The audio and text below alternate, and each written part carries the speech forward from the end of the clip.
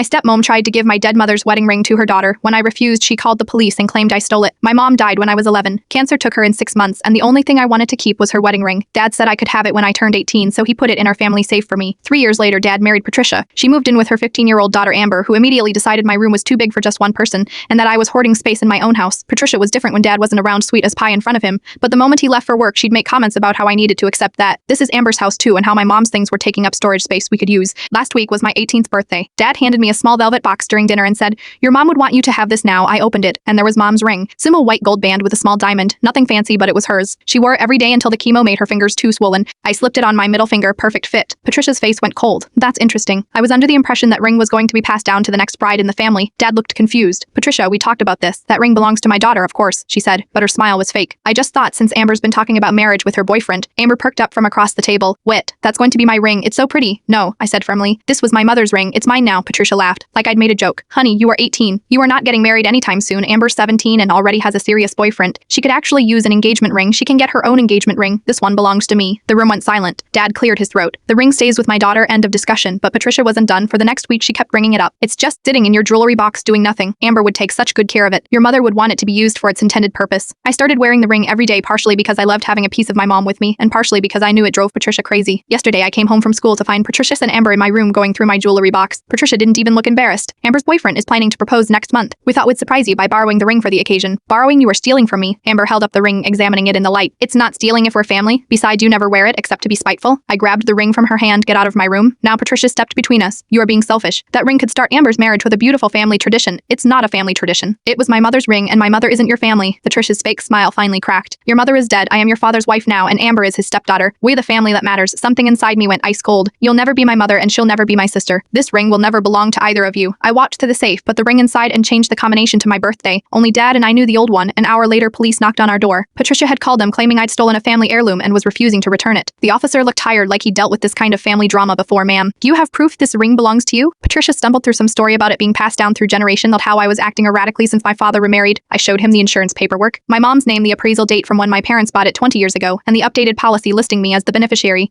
The officer handed the papers back to me. "The ring belongs to her. This is a civil family matter, not a theft case." After he left, Patricia screamed at me for embarrassing the family and making her look like a criminal. Dad came home to Patricia crying about how I was destroying their marriage by clinging to the past. He listened to her sob story, then walked to my room where I was packing a bag. "Emma's house. I can't live here anymore." Dad sat on my bed. "Your stepmother feels like you are not accepting her as part of the family. She tried to steal Mom's ring and called the police on me. Why would I accept that?" He was quiet for a long time, then he said, "Maybe you could let Amber borrow it just for the engagement photos." As a compromise, I stopped packing and stared at him. "Are you serious right now? It's just a ring. Your mom would want peace in this family." "No, Dad, Mom would want you to protect the daughter she left behind. I've been